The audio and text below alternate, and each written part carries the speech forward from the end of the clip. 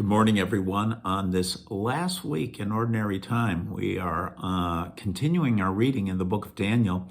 We're in chapter 2 now, in verses 31 through 45.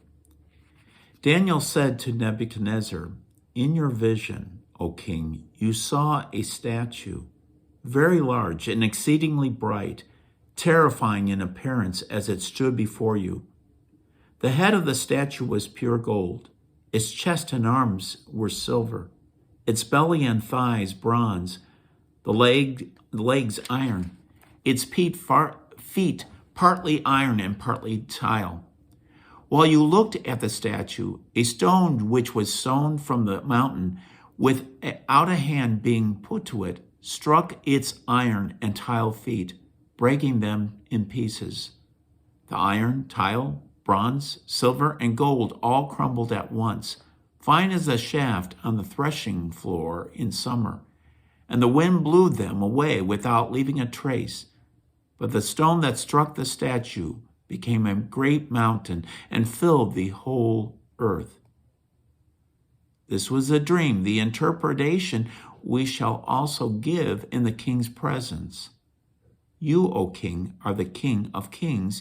To you, the God of heaven has given dominion and strength, power and glory. Men, wild beasts, and birds of the air, wherever they may dwell, he has handed over to you, making you ruler over them all. You are the head of gold. Another kingdom shall take your place, inferior to yours, then a third kingdom of bronze, which shall rule over the whole earth. There shall be a fourth kingdom, strong as iron. It shall break in pieces and subdue all these others, just as iron breaks in pieces and crushes everything else. The feet and toes you saw, partly of potter's tile and partly of iron, means that it shall be a divided kingdom, but yet have some of the hardness of iron. As you saw the iron mixed with clay tile and the toes partly iron and partly tile, the kingdom shall be partly strong and partly fragile. The iron mixed with clay tile means that they shall seal their alliances by intermarriages, but they shall not stand united, any more than iron mixes with clay. In the lifetime of those kings, the King of heaven will set up a kingdom that shall never be destroyed or delivered up to another people. Rather, it shall break in pieces all these kingdoms and put an end to them, and it shall stand forever. That is the meaning of the stone you saw hewn from the mountain without a hand being put to it, which broke in pieces the tile, iron, bronze, silver, and gold. The great God has revealed to the king what shall be in the future. This is exactly what you dreamed, and its meaning is sure. The word of the Lord. Thanks be to God. There's a lot in this chapter. I am not about to try to go through the whole extensive one because it would take some extensive study to do that. But I think one of the things, just to point one of the kind of aspects of this, finding Daniel in almost as it were in contest with the chapter begins with this sort of this dream that the King Nebuchadnezzar had and wanting to know what it is. There's a sort of a contest between those who are his truth, what do they call them? The truth sayers and the enchanters and all those folks who are supposed to give him the knowledge about this, and Daniel.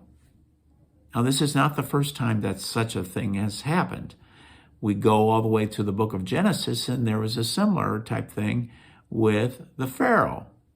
And there was a contest of sorts, and it was Joseph that came and gave the true meaning. And both Joseph and Daniel are kind of like types of what it means to have the wisdom of God. And throughout this one, Daniel will give glory to God and God alone for giving him this, for such a time as this, to give him knowledge about the future and the future kingdom that is there. I think a sideline on this, and an important one to keep in mind. The point of the story is not to somehow say that we all need to be like Daniel and have that kind of wisdom and be able to do that kind of stuff. I don't think that by a long shot.